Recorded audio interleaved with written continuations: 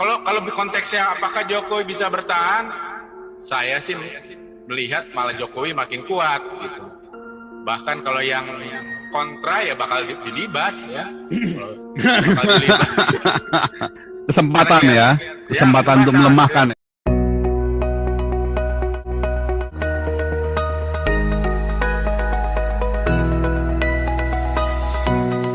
Akan bicara apakah Jokowi bisa bertahan ya.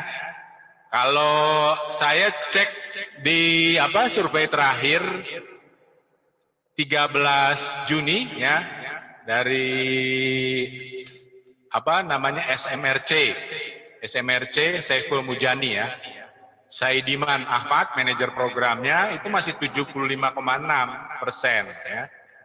Jadi saya kebanyakan di situ Pak Paul, tapi biasanya saya hanya ke data, ya, data dan berhubungan dengan ngecek data itu ke lapangan.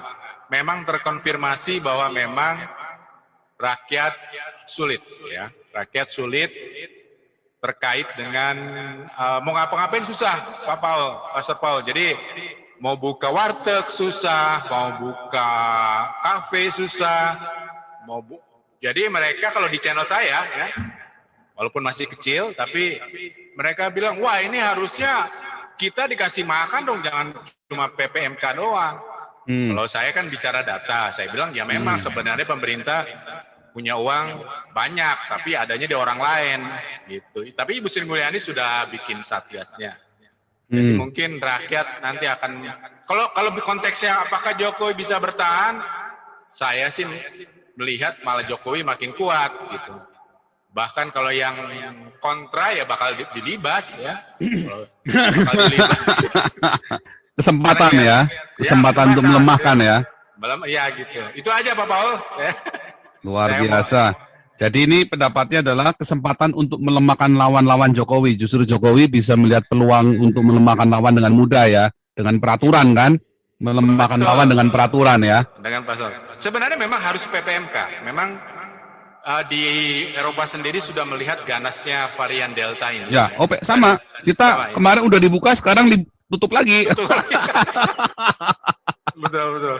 Kemarin udah dibuka, padahal udah divaksin semua, tutup lagi. Kita acara tanggal 24 aja kita saya mau bikin ini, tutup, nggak jadi, cancel. Iya. Tapi Uni Eropa penuh, Piala Eropa penuh sekali Pak Paul. Saya akan nonton beberapa kali tuh. Iya. Ya, habis udah suntik semua sih, udah pede. Semua ya. Memang di Indonesia ini ya vaksinnya kurang nyambung sedikit kalau untuk varian Delta ya. Tapi masih lumayan daripada tidak divaksin. Ya. Memang di Eropa lebih cocok vaksinnya itu yang memang Pfizer, Moderna. Moderna. Jadi di kita nggak ada, Pastor Paul. Saya ternyata Moderna, bukan Pfizer. Saya lihat di ininya, di barcode-nya itu tulisannya kan ada barcode internasional kan. Kalau udah divaksin ada barcode internasional. Dapat nggak kalian? Kita dapat kalau yang begitu. Cuman kan ada masalahnya QR scan ini loh. Ini Corona Check ini ada aplikasinya. Ya. Ada aplikasinya di Android, namanya Corona Check. Corona Check.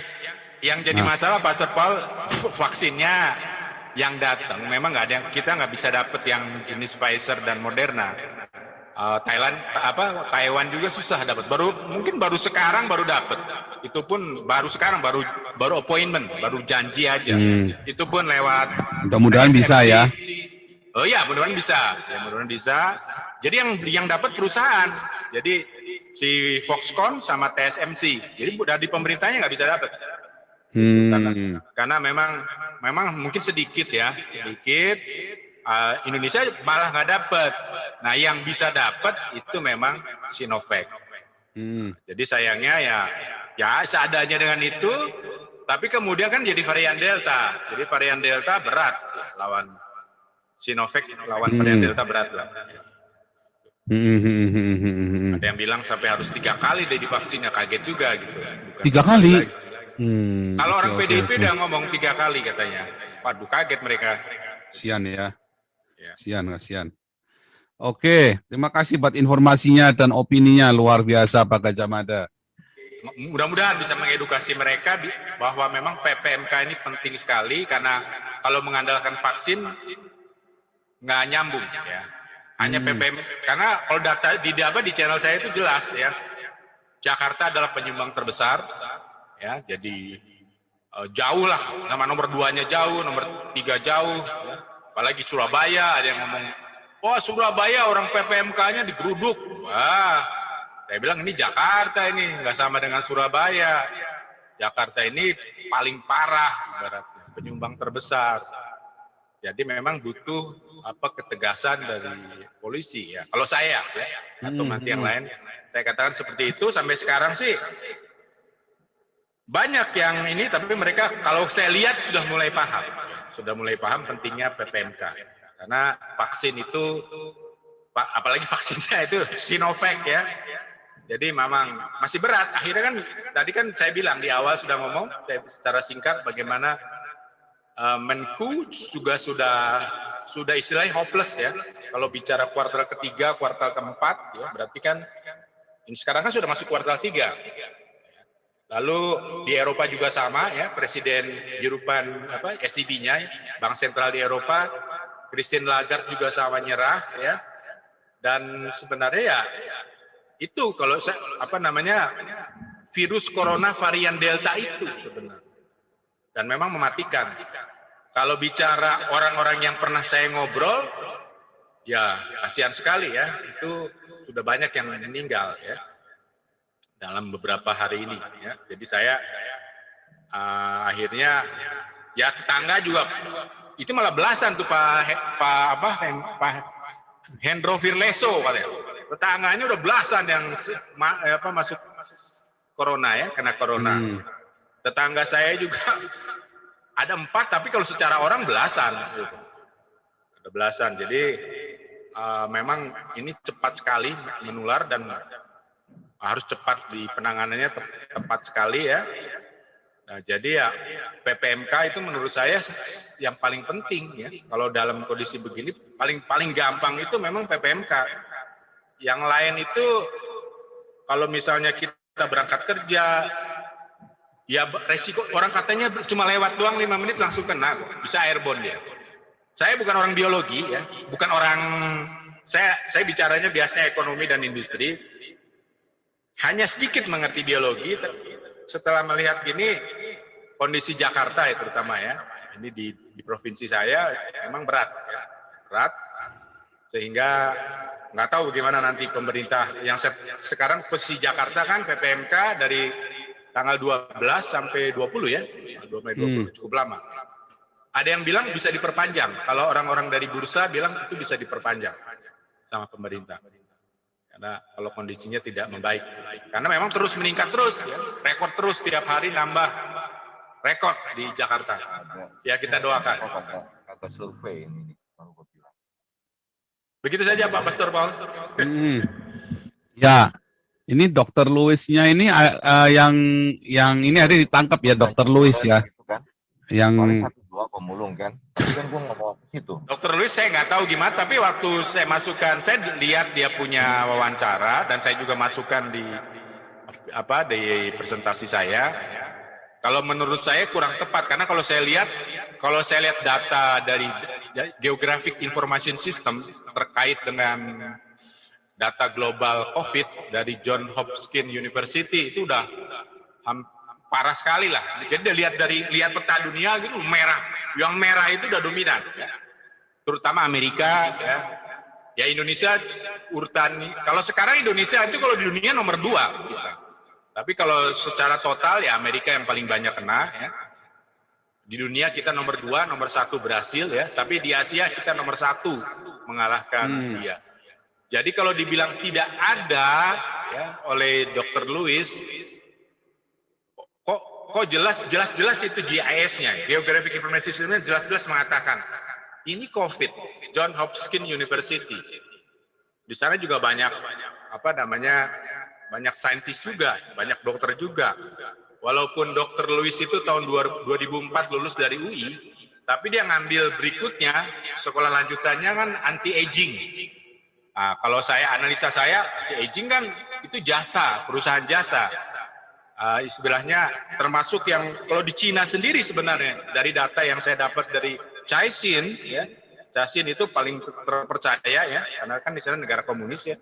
Caixin itu paling terpercaya kalau ngomong mengukur manufacturing dan jasa. Cina pun di bulan Juni ya paling rendah selama 14 bulan terakhir, paling rendah jasanya. Jadi kan di sana sudah bergeser dari manufacturing ke jasa kan, karena ngalamin trade war itu bergeser. Dia berjasa ke industri jasa. Jasanya paling rendah di bulan Juni ini. Alasannya juga di Caixin disebut COVID. Jadi kalau Dr. Louis mengatakan bahwa itu bohong, saya ngecek dari Cina, saya ngecek dari data GIS tadi, saya ngecek juga Indonesia, nyambungnya nggak ketemu. Saya nggak berani membantah, tapi nggak ketemu. Bahkan saya mengutip kepada Dr. Li Menyang, dia dokter physician. Orang Amerika tahu lah, dokter biasa lah, kesehatan kita ngejaga, dokter umum. Tapi ahlinya, ya S3-nya itu virus. Dalam ini virus virus COVID justru. Ya, dan dia juga ada di lab Wuhan. Dia malah mengatakan dia lari ke Amerika, ya. Orang tuanya dipersekusi di Cina. Dia mengatakan malah mengkaitkan dengan bioweapon. Jadi kedua dalam presentasi saya dua dokter tadi disebutkan. Di sini ada Dr. Louis, di sini Dr. Li Menyang. Saya serahkan kepada yang mengikuti channel saya untuk menilai kira-kira siapa yang benar. Kira-kira saya hanya menunjukkan data saja. Karena tapi kan ditangkap hari ini udah ditangkap hari ini. Iya, karena berbahaya. Kalau saya bilang ya. di Indonesia itu jangankan sekarang ini paling bahaya. Setahun yang lalu saya ceritakan di bulan Januari 2020 ya, S1 saja di daerah Depok tidak percaya corona. Jadi kalau sekarang di bulan Juli 1,5 tahun kemudian mengatakan seperti Dr. Louis itu berbahaya, sangat berbahaya di Indonesia. Kecuali kalau benar ya, memang itu tidak ada. Tapi kalau saya ngelihat kok ada sebutlah, saya ada kenalan di industri kesehatan, ya. Dia sampai naikin nambah shift ya, karena memang permintaan jadi meningkat ya. Tapi kalau yang di industri sektor lain berat ya, karena memang misalnya terjadi 50%, jadi sedikit sekali mereka, artinya orangnya dibagi ya, yang masuk ke kantor itu dibagi-bagi, nggak bisa full. Itu dampak dari COVID itu terasa gitu, terasa sekali. Jadi agak sulit. Walaupun Dr. Louis itu ngomong soal apa tuh, saya lupa ngomong. Intinya soal kekebalan tubuh ya, kekebalan tubuh sama interaksi obat yang terlalu banyak. Benar, saya ada dokter kenalan saya, dia dokter kerja di perusahaan, dia di bagian, kalau di perusahaan itu ada safety health, SHE. Jadi dia bukan dokter umum, tapi dia lulusan kedokteran, kerja di perusahaan ngurusin karyawan di situ. Dia sendiri kalau menilai obat yang diberikan kepada pasien-pasien COVID, memang itu keras obatnya. Jadi kalau dibilang gara-gara 6 obat, kan itu kan Dr. Louis ngomongnya 6 obat dikasih ke pasien, apa enggak interaksi obat yang berlebihan. Benar juga sih itu. Saya di situ benar.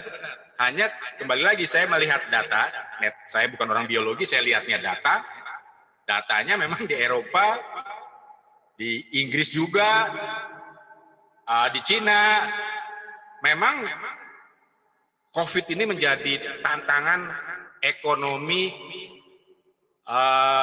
berat. Ya sampai menteri aja udah angkat tangan, menteri di kita aja udah angkat tangan. Presiden ECB Christine Lagarde juga sama, sudah pesimis ya. Cuma dia belum sempat ngomong, tapi saya coba nanti dengarkan. Kalau saya yang tangkap dia sudah pesimis. Hanya belum tepat, belum dapat momentum untuk bicara ya. Karena masih banyak urusan itu, tapi kalau saya lihat dia pesimis juga. Kalau ngelihat Sri Mulyani kan linknya ke situ. Jadi dia G20 itu katanya mengadakan pertemuan.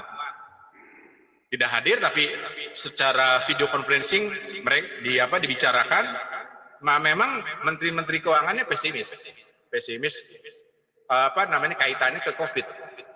Jadi ya pekerjaan Pak Paul ya diaponya itu bagus, membantu ya, barangkali yang ya karena gitu, bayangkan keluhannya kalau di Jakarta kita disuruh isolasi mandiri, tapi kita siapa yang ngasih makan kita? Iya, betul. Itu kan masalahnya kan, tantangan kita kan di sana.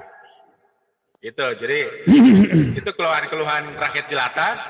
Jadi saya kan, ini kasihan ya rakyat jelata. Saya mengambil posisi Pak Paul mengadvokasi rakyat jelata. Kalau industri kan menterinya mengadvokasi mereka. Iya. Minta potong pajak lah, minta potong banyak yang permintaan mereka. Kalau saya lihat, salah satunya pajak yang minta dipotong, banyak lah. Ya biarlah mereka, para menteri, partai yang rakyat jelata ini nggak ada yang melakukan advokasi. Nah, channel saya dari sejak awal saya sudah memposisikan seperti itu, hanya formatnya masih saya cari-cari. Itu aja. Oke.